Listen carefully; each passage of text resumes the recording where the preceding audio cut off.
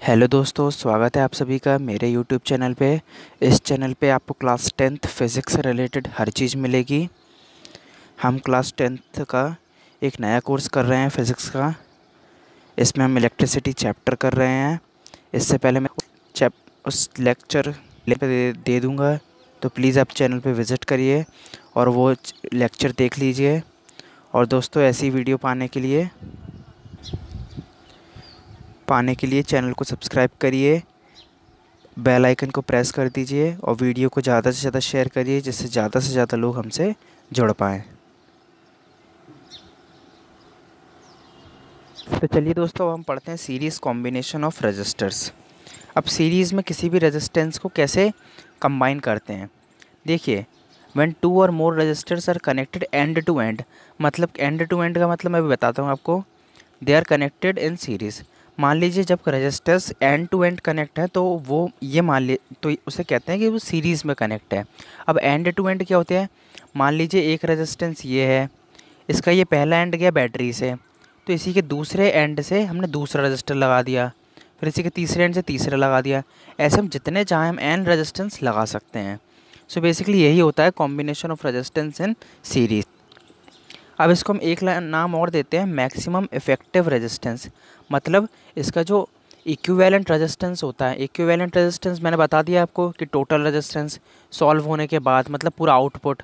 तो जो effective resistance होता है, इक्विवेलेंट रेजिस्टेंस होता है, वो इंडिविजुअल रेजिस्टेंस से ज़्यादा होता है। अब वो कैसे होता है, पहले आप उसका फॉर्मूला समझिए, फिर आपको खुद ही समझ आ जाएगा कि कैसे ज़्यादा होता है।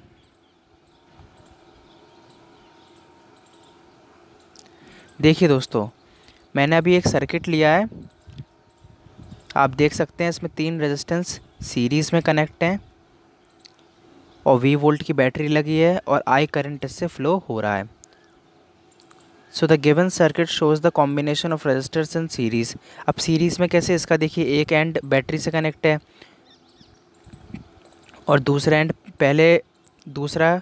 दूसरे रजिस्टर के पहले एंड से, और दूसरे रजिस्टर का इसमें रजिस्टर्स हैं वो सीरीज़ में कनेक्ट हैं, एंड टू एंड कनेक्ट हैं, आप देख सकते हैं। और ये वी वोल्ट की बैटरी से कनेक्ट है और आई करंट इसमें फ़्लो हो रहा है। तो देखिए, जब यहाँ पे वी वोल्ट की बैटरी लगी तो ये पूरा पोटेंशियल डिफरेंस यहाँ वी होगा। तो ये जो पोटेंशियल डिफरेंस है तो यहाँ पे डिवाइड हो गया, मतलब हर एक रजिस्टर में अलग अलग है। तो देखिए, जब करंट यहाँ से फ़्लो हो रही है ये, तो करंट तो सब में सेम जाएगी, फिर ऐसे फ़्लो होकर यहाँ पे आके बैटरी में वापस चली जाएगी। तो करंट, तो हमें एक चीज़ याद रखना कि सीरीज़ में करंट सेम होता है, कोई भी रजिस्टर लगाओ तो करंट होता है वो सेम होता है। और जो वी होता है, देखिए, मतलब पोटेंशियल डिफरेंस होता है। तो देखिए, ये है पूरा वी, मतलब इसका पोटेंशियल डिफरेंस, ये बैटरी यहाँ लगी है ना, तो मतलब इन तीनों के टोटल करने पे वी ही आएगा, क्योंकि जो यहाँ रहेगा वो यहाँ रहेगा, क्योंकि ये एक तरीके से इसमें, क्योंकि वी वोल्ट की बैटरी लगी तो इसी के अक्रॉस तो लगी है, तो ये पूरा पूरा का पूरा वोल्टेज इसी में तो जाएगा। तो ये इसमें देखिए, पर जो इंडिविजुअल है मतलब अलग अलग है, जिसमें वो अलग रहेगा। तो इसमें देखिए V1 plus V2 plus V3 ऐसे कर, तो इसमें देखिए आई सब में सेम है, पर जो वोल्टेज है वो V1 plus V2 plus V3 equal to किसके होगा, इसका टोटल करने पे क्या आएगा, V तो आएगा ही, क्योंकि यही चीज़ तो डिवाइड होकर यहाँ पे दिखाई गई है। सो जब हम इनको ऐड करेंगे, इसको ऐड करेंगे तो यही तो आएगा V। तो V1 plus V2 plus V3 equal to V। तो हमें दो बातें याद रखना है कि जो करंट है वो सीरीज़ में सेम होता है और जो पोटेंशियल डिफरेंस है वो डिवाइड होता है। अब देखिए, the given circuit shows connection of register in series combination the current through each resistor is same. आपको समझ में आ गई हो करंट क्यों सेम रहता है, क्योंकि सीरीज़ में अगर करंट यहाँ से फ्लो हुआ तो ऐसे फ्लो करके ऐसे आके बैटरी में वापस चला जाएगा। Is same but the potential difference across each is different. अब पोटेंशियल डिफरेंस डिफरेंट रहता है, क्योंकि देखिए यहाँ वी वोल्ट है तो ये पूरे का वी वोल्ट होगा, पर यहाँ जो इंडिविजुअल है वो डिवाइड हो चुका है। तो अगर हम V1 plus V2 plus V3 इन सबको ऐड कर देंगे तो क्या आएगा, इक्वल टू V।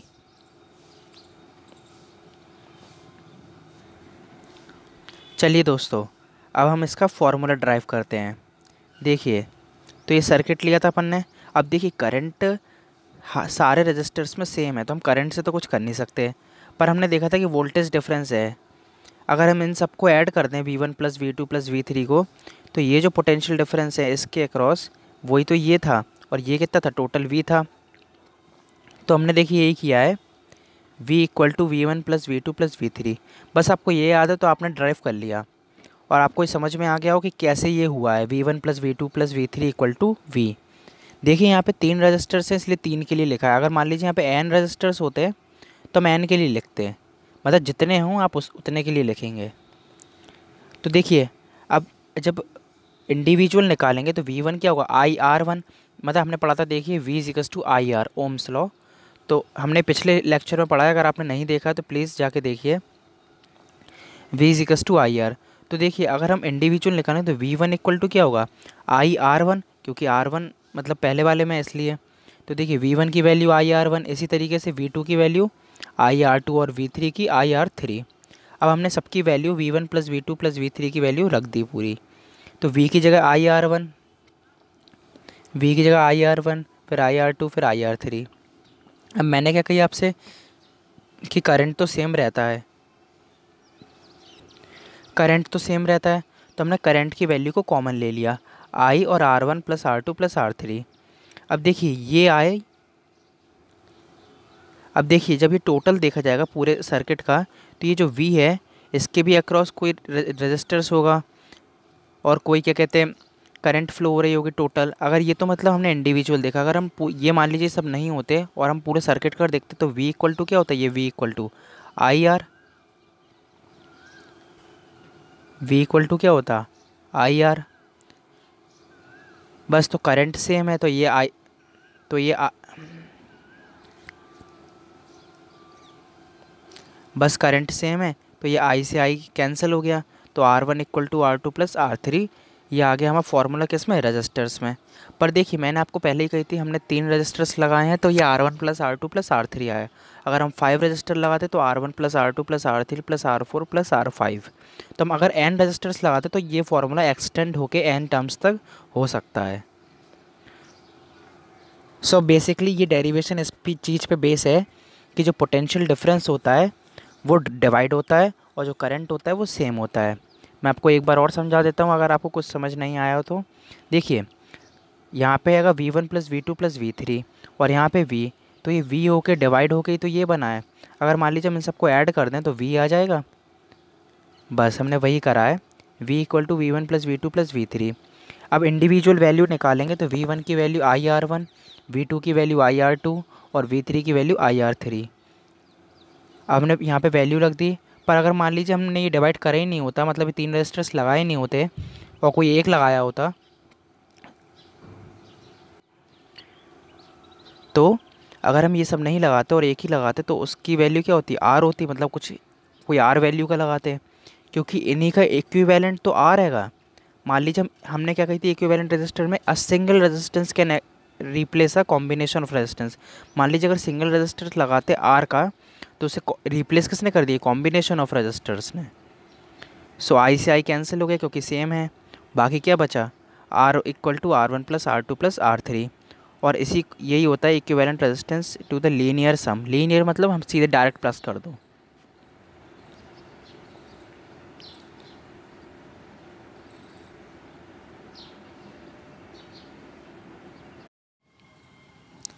तो चलिए दोस्तों, अब सीरीज़ कॉम्बिनेशन के कुछ डिसएडवांटेजेस हैं वो हम देख लेते हैं। देखिए in series combination if any of the component fail to work the circuit will break and none of the component will work.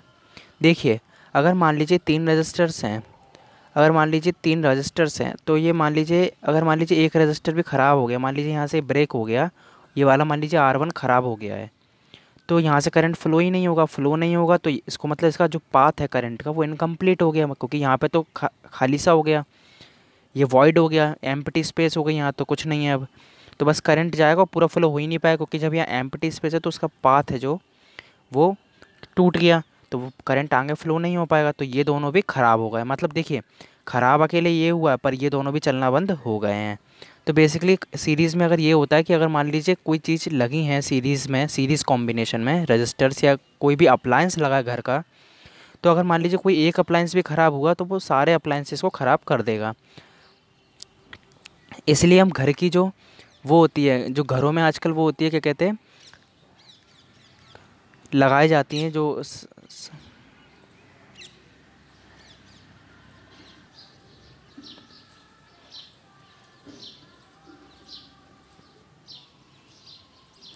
इसलिए जो घरों में वायरिंग होती है वो पैरेलल में होती है।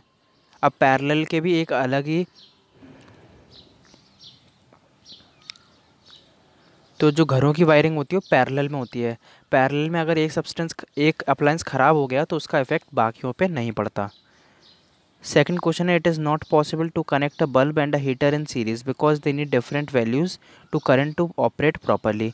मतलब देखिए, अगर हम सीरीज़ में लगा रहे हैं तो जो अप्लायंसेस होंगे उनकी जो करंट और वी की वैल्यू है वो ज़्यादातर सेम होनी चाहिए। पर देखिए बल्ब है जैसे मान लीजिए, तो उसको तो बहुत ही कम चाहिए, 100 वाट।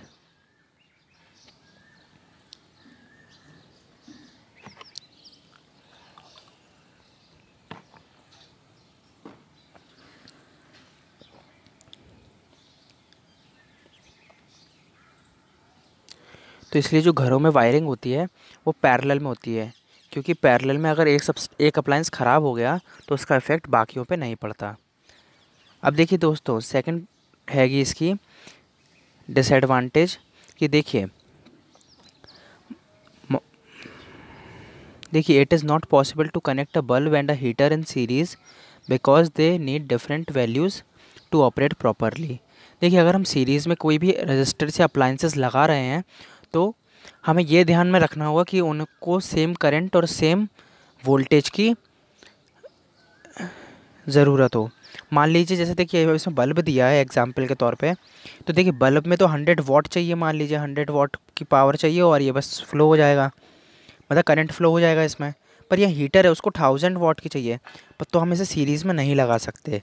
तो इसकी यही एक डिसएडवांटेजेस है कि हमें ना क्या कहते हैं, हमें जो सब्सटेंस लगाने होंगे सीरीज़ में, जो अप्लायंसेस लगाने होंगे उनका उनकी एवरेज वैल्यू रेजिस्टर्स की, करंट की और वोल्टेज की सेम होने चाहिए।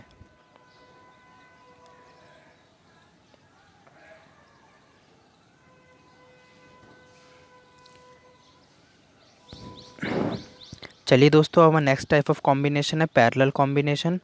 अब पैरेलल कॉम्बिनेशन को मिनिमम इफेक्टिव रेजिस्टेंस कहते हैं, क्योंकि देखिए जब इसे सॉल्व कर, मतलब जो कॉम्बिनेशन के बाद जो आउटपुट रहता है वो जो इंडिविजुअल होते हैं तो उनसे भी कम आता है।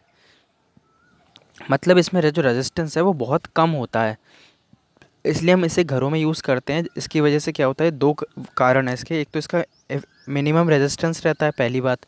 और दूसरी बात ये कि कहते हैं अगर मान लीजिए एक अप्लायंस ख़राब भी हो गया तो दूसरे अप्लायंस पे फ़र्क नहीं पड़ता। When two or more resistors are connected directly between 2 points, they form parallel combination of resistors। देखिए दोस्तों, मैंने सर्किट लिया है, इसमें 3 रेजिस्टर्स पैरेलल में लगे हैं। पैरेलल का मतलब ये होता है, पैरेलल तो पहले तो बेसिक डायरेक्ट ये होते हैं पैरेलल, मतलब ये पैरेलल लाइंस हैं इस तरीके से। अब देखिए पैरेलल तब होता है जब मान लीजिए हमने 3 रेजिस्टर्स लगाए तो तीनों का पॉजिटिव टर्मिनल एक एंड से कनेक्ट हो और तीनों का नेगेटिव टर्मिनल एक एंड से कनेक्ट हो। मतलब तीनों का एक टर्मिनल एक एंड से कनेक्ट हो और दूसरा टर्मिनल दूसरे एंड से कनेक्ट हो। देखिए अब जैसे यहाँ पे अपन ने 3 रेजिस्टर्स लिए हैं, R1 R2 R3। तो देखिए R1 भी इसी से कनेक्ट है, R2 भी इसी से कनेक्ट है और R3 का भी एक पॉइंट इसी से कनेक्ट है। और दूसरा पॉइंट देखिए एक ही पॉइंट पे सारे कनेक्ट हैं और ये पूरे पॉइंट मिलके बैटरी में गए हैं ये सारे, और करंट इससे फ्लो हो रहा है। सो अब देखिए ये डायग्राम थोड़ा कट हो गया है। देखिए मान ली बैटरी है तो ये V वोल्ट की है, तो यहाँ पूरे पे V वोल्ट आएगा। तो V वोल्ट है तो देखिए इसके अक्रॉस भी V रहेगा, इसके अक्रॉस भी V रहेगा और इसके अक्रॉस भी V रहेगा। यहाँ तो डिवाइड हो ही नहीं रहा है, तो ये पूरा जो V है, सो ये जो पूरा ये V है वो ऐसे ऐसे ट्रांसफ़र हो गया, पर ये डिवाइड नहीं हुआ। सो हमें ये याद रखना है, ये उल्टा है बिल्कुल सीरीज़ में, कि पैरेलल में जो V है वो सेम रहेगा। पर देखिए आप करंट यहाँ से आया आई, पर देखिए यहाँ से ट्रांसफ़र हो गया, I1 इसमें गया, I2 इसमें गया, I3 इसमें गया, फिर ये वापस यहाँ आते हुए ये सब ऐड हो गए और ये आई फिर से आ गया, तो ये बैटरी में फिर से चला गया। तो अपन देख सकते हैं कि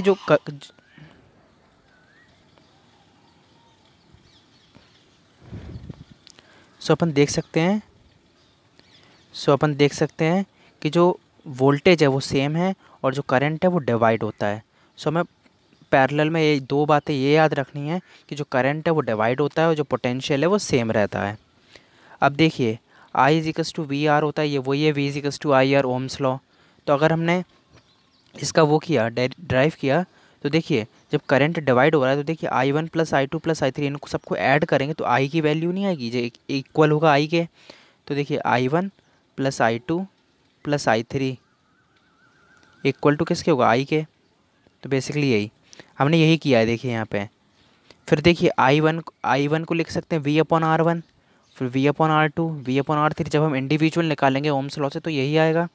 और अगर मान लीजिए ये सब नहीं होते, कोई एक ऐसा रजिस्टर होता जिनकी जो इसकी इक्विवेलेंट वैल्यू के बराबर होता, तो उसका क्या होता, V/R।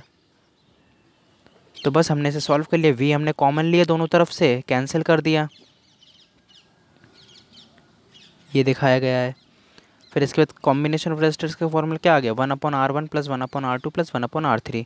आपको वो सीरीज़ वाला फार्मूला और ये पैरेलल का न्यूमेरिकल देते हैं। अब देखिए ये 3 रजिस्टर्स लगे थे तो हमने 3 का करा, अगर मान लीजिए n होते तो हम इसी में जोड़ते जाएंगे और 1/Rn तक ले चलेंगे।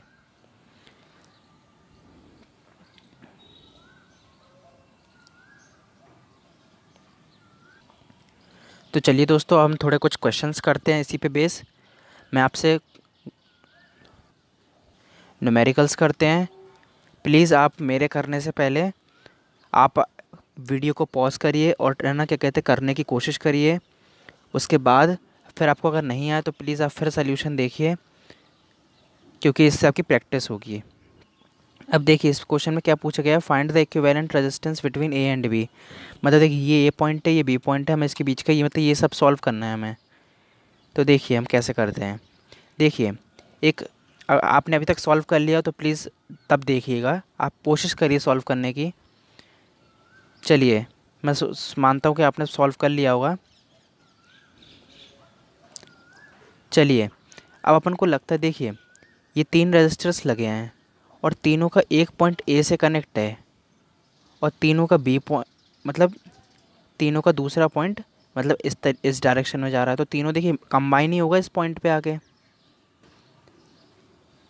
सो ये बेसिकली किस में, ये पैरेलल में है।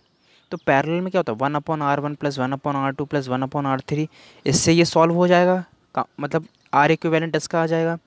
और हम यहाँ पे भी देख सकते हैं ये इसका कॉमन पॉइंट ये और ये, तो ये दोनों भी पैरेलल में हैं। तो हम इसको भी 1/R1 प्लस 1/R2 से इसको भी सॉल्व कर लेंगे, इसको भी सॉल्व कर लेंगे। तो इसका इक्विवेलेंट रेजिस्टेंस कुछ आएगा, इसका और इसका भी कुछ आएगा। तो इसका इक्विवेलेंट रेजिस्टेंस ये और ये तीनों चीज़ें लाइन से लगी हुई हैं, मतलब देखिए इसका ख़त्म हुआ और फिर ये शुरू, इसका ख़त्म हुआ ये शुरू। तो ऐसे करते करते ये बेसिकली फिर सीरीज़ में आ जाएगा। तो पहले हमें ये सॉल्व करना है, दूसरा ये सॉल्व करना है, फिर तीसरा इन दोनों का इक्विवेलेंट प्लस ये 5। तो इन सबको हमें सीरीज़ में कनेक्ट करके इक्विवेलेंट निकालना है। देखिए दोस्तों अब इसका सल्यूशन देखिए। पहले हमने इसको सॉल्व किया तो देखिए R1 हमने इसको R1 दिया नाम, इसको R2 और इसको R3। देखिए तो R1 equal to 1/R1 plus 1/R2 plus 1/R3, तो 3/3 1। तो इस सब की जगह पे हम देखिए, इस सब की जगह पे अगर हम 1 ओम का भी लगाते तो काम हो जाता। पर मान लीजिए अगर मान लिया हमारे पास अवेलेबल नहीं है 1 ओम का, हमारे पास 3 ओम के 3 है, तो हम इस पैरेलल में कनेक्ट कर सकते हैं। अब हमने पैरेलल में एक पढ़ा था minimum effective voltage resistance, sorry voltage नहीं। तो मिनिमम क्यों, क्योंकि देखिए ये इंडिविजुअल से भी कम है। मान लीजिए अगर हम किसी सबको ना लें, हम किसी एक को ही लेना, 3 इसका 3 है और देखिए इसका 1 है, इसका 3 है मान लीजिए और इसका 1 आया था, ओवरऑल सॉल्व करने पे ये आया है। सो देखिए ये इंडिविजुअल रेजिस्टेंस से भी कम रेजिस्टेंस आ रहा है, इसलिए इसे मिनिमम कहते हैं। तो हमने जब इन सबको सॉल्व किया R1 plus R2 plus R3 से, तो हम R1 आ गया 1, तो मतलब ये आ गया 1, ये आ गया 5। अब हमें ये और सॉल्व करना है। सो देखिए 1/4 प्लस 1/6, क्यों, क्योंकि 1/R1 प्लस 1/R2 फार्मूला होता है। देखिए अब यहाँ पे 3 थे तो हमने 3 बार सॉल्व किया, अगर यहाँ 2 हैं तो 2 बार किया। हमने एलसीएम लिया, सॉल्व किया, R3 की वैल्यू आ गई 2.4, तो ये 2.4 आ गई। अब देखिए ये इसको आ गया 1, ये आ गया 5 और ये आ गया 2.4। सो अब ये एक सीरीज़ में कॉम्बिनेशन में लग चुके हैं ये सारे। सो सीरीज़ कॉम्बिनेशन क्या होता है, R1 plus R2 plus R3, तो R1 की वैल्यू क्या थी 1, ये आ गया। ये दूसरा 5, ये 5 आ गया। और तीसरा R3, तो ये इसको सॉल्व करने पे 2.4 आया था, सॉल्व करने पे 8.4 आ गया। मेरे सॉल्व करने से पहले अगर आपका आंसर 8.4 आ गया है तो अच्छी बात है। और जिनको समझ नहीं आया है तो प्लीज़ वीडियो को देखिए, समझने की कोशिश करिए। देखिए नेक्स्ट क्वेश्चन हमारा, find the equivalent resistance between x and y। तो देखिए ये x है, ये y है, हम समझ में आ गया। अब आप देख सकते हैं इसका एक, अब देखिए इसको सॉल्व करना है तो इसका देखिए इस रेजिस्टर्स का एक एंड इस x से कनेक्ट है, एक एंड दूसरे के पहले से कनेक्ट है और दूसरा फिर y से कनेक्ट है। तो ये देखिए आप ये देख सकते हैं ये चीज़ सीरीज़ में कनेक्ट नहीं है, क्योंकि ये तो कोई पॉइंट है ही नहीं, ये तो बस ये निकला और ये इससे कनेक्ट हो गया। सो हम देख सकते हैं ये चीज़ सीरीज़ में लगी। अब सीरीज़ में क्या होता है 1+2, क्योंकि R1 प्लस R2 3 हो गया, ये 3 हो गया। अब देखिए तो हम इस पूरे को हटा के हम एक डायरेक्ट 3 ओम का रेजिस्टेंस लगा सकते हैं ऐसे 3। अब देखिए इसका भी एक पॉइंट एक्स से कनेक्ट है और इसका भी एक पॉइंट एक्स से कनेक्ट है, इसका भी एक पॉइंट वाई से कनेक्ट है, मतलब कॉमन पॉइंट है। सो ये और ये किस में है, पैरेलल में, तो हम R1 प्लस R2 से इसका निकाल सकते हैं। देखिए जो रेजिस्टेंस 1 एंड 2 थे वो सीरीज़ में थे, तो इनका इक्विवेलेंट क्या होगा 3।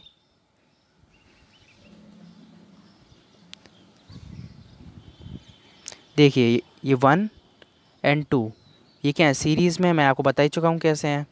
तो इनका इक्विवेलेंट क्या होगा 3, वो हमने यहाँ निकाल लिया 3।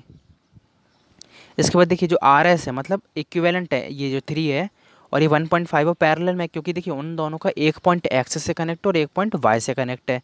तो जब कॉमन पॉइंट है दोनों का एक्स और वाई, तो ये पैरेलल में है, तो हमने इसको पैरेलल से सॉल्व कर लिया 1/R1 प्लस 1/R2। अब ये सॉल्व करने पे 1 आ गया, तो टोटल इक्विवेलेंट रेजिस्टेंस इसका क्या आ गया 1 आ गया। और अगर आपको 1 आंसर मेरे आने से पहले आ गया है तो वेरी गुड।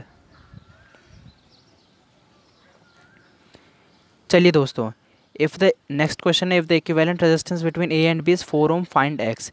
अब देखिए हमें 4 ओम पहले से ही दे दिया है इक्विवेलेंट रेजिस्टेंस, जो मतलब अभी तक क्वेश्चनों में हम निकाल रहे थे वो हमें पहले ही दे दिया है, पर हमसे एक रेजिस्टर्स की वैल्यू पूछ ली है एक्स की।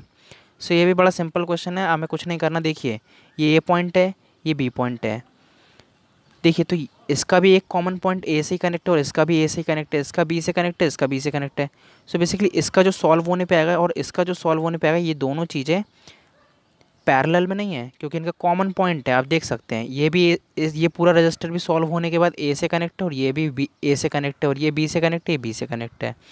तो बेसिकली ये दोनों पैरेलल में हैं, पर ये दोनों आपस में इंडिविजुअल में सीरीज़ में, क्योंकि देखिए इसका ये है और ये ख़त्म हुआ, ये पॉइंट ए से कनेक्ट है और इसका जो सेकंड टर्मिनल है वो सेकंड वाले के फर्स्ट टर्मिनल से डायरेक्टली कनेक्ट है, और फिर ये देखिए बी से कनेक्ट हो गया, तो ये चीज़ तो सीरीज़ में है ना। सिमिलरली ये भी सीरीज़ में है, तो बस हमें सॉल्व करना है 5 + x डायरेक्ट, क्योंकि R1 + R2 होता है तो 5 + x। तो और ये क्या हो गया 12, क्योंकि 8 + 4 12, क्योंकि R1 + R2। अभी देखिए यहाँ पे आया 5 + x और यहाँ पे आया 12, तो ये दोनों चीज़ें पैरेलल में है।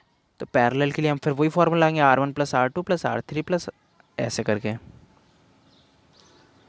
देखिए हमने R1 को सॉल्व किया,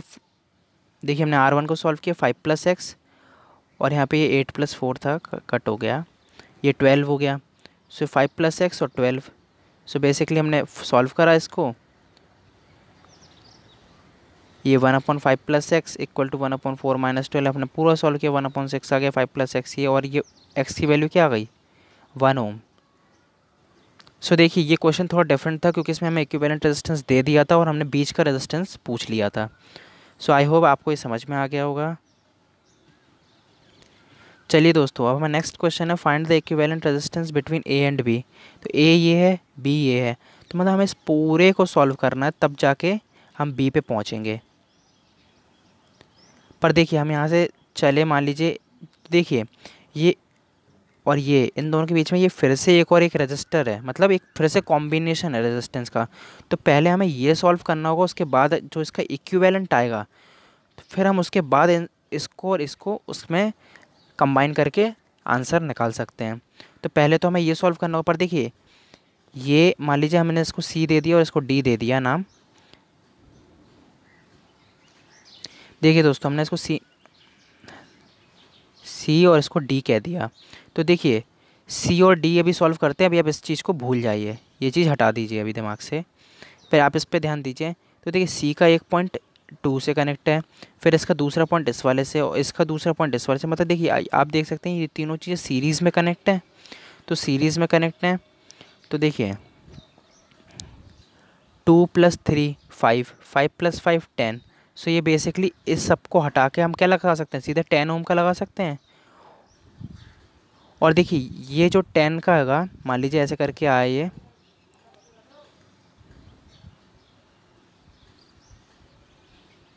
ये 10 का आ गया।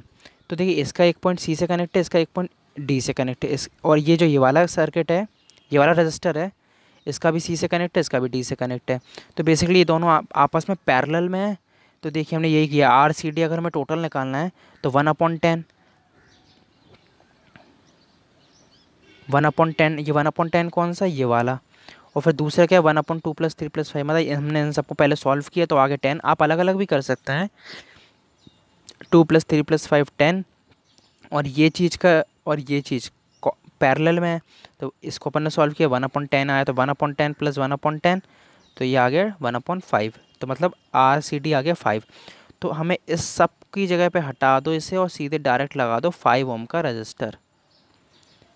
अब आप देख सकते हैं ये 2 का था, अभी सब हट चुका है, अब यहाँ पे सीधे 5 ओम का रजिस्टर आ चुका है और ये सीधे फिर 5। तो ये चीज़ फिर देखिए उसका सेकंड दूसरे के पहले से, और फिर इसका दूसरा तीसरे के पहले से। तो बाकी आप देखिए तीनों रजिस्टर जो लगे रहेंगे वो सीरीज़ में लगे रहेंगे कुछ इस तरीके से। देखिए हमने पूरे आर सी डी को सॉल्व किया तो 5 आ गया, तो 2 5 5। सो ये बेसिकली किस में, सीरीज़ में, क्योंकि आप देख सकते हैं इसका एक पॉइंट इससे, अब इससे, इसलिए। तो 2 + 5 + 5 12। सो 12 ओम आ गया हमारा क्या, इक्विवेलेंट रजिस्टर। सो दोस्तों, इसी तरीके से वीडियो पाने के लिए आप चैनल को सब्सक्राइब करिए अगर आपने अभी तक नहीं किया है, बेल आइकन को भी प्रेस कर दीजिए, और वीडियो पसंद आए तो उसे लाइक शेयर और सब्सक्राइब कर दीजिए चैनल को। थैंक यू दोस्तों। आपको अगर ये वीडियो पसंद आई तो प्लीज़ ज़्यादा से ज़्यादा शेयर करिए